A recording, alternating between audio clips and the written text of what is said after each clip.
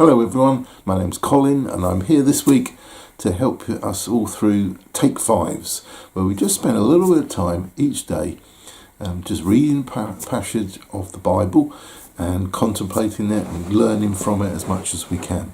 So this week we're going through the book of Proverbs, starting at chapter 25, so I do encourage you to read that.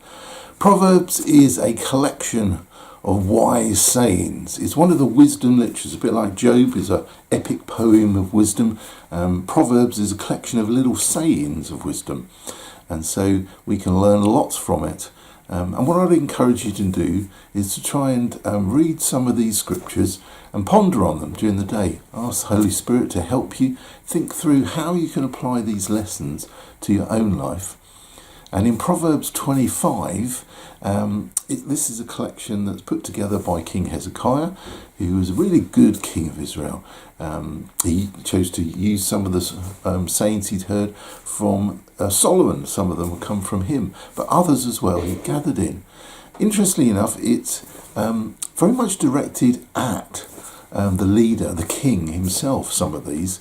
And so perhaps it's people who are leading in life might be listening in more intently to these, but we all have some role. We might be a parent, we might be responsible for someone in life, we might be a teacher of some sort in church or at school, we might be responsible in work for other people.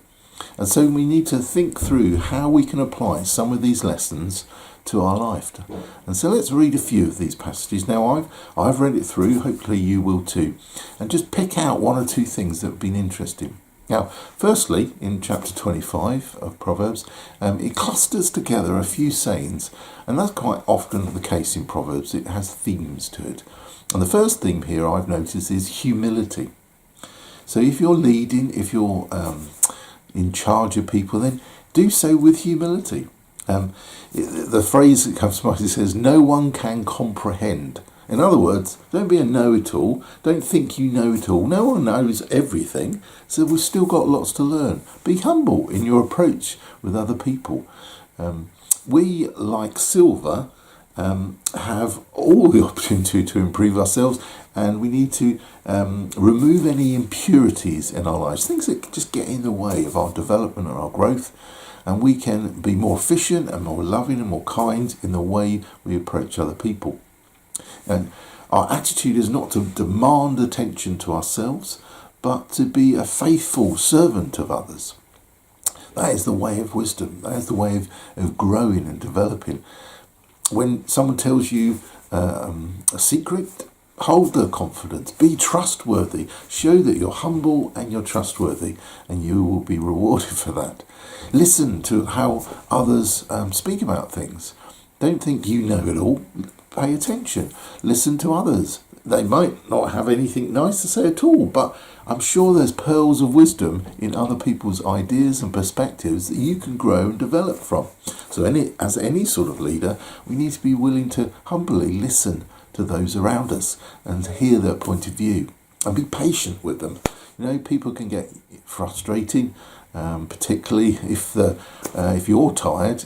We need to just develop an attitude of patience, to let people say what they have to say, to learn from them, and to deal with the situation as it comes along. And also, even with our time with God, we do need to be patient with God. We don't demand an instant response. We let God be God, and we accept what He wants to do in our lives and patiently wait for Him to work things out. Because He doesn't work to our timetable, we have to work to His. Other verses that I've noticed, there's one that talks about how having little is actually better sometimes than having more. If we have too much, we take things for granted. But having a small amount of something, we still appreciate it. So having too much is not a great thing. It can lead to laziness, and that's no good at all.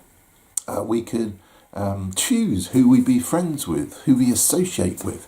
That's another verse that struck me. Choose reliable people to hang out with, those that you can trust. Don't just listen to the loudest voice, but actually listen to the quieter voices as well. They might be more reliable than the extreme extroverts around us.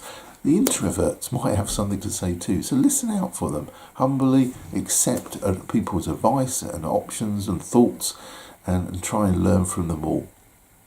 Be kind to those who don't really like you as well. Don't respond nastily.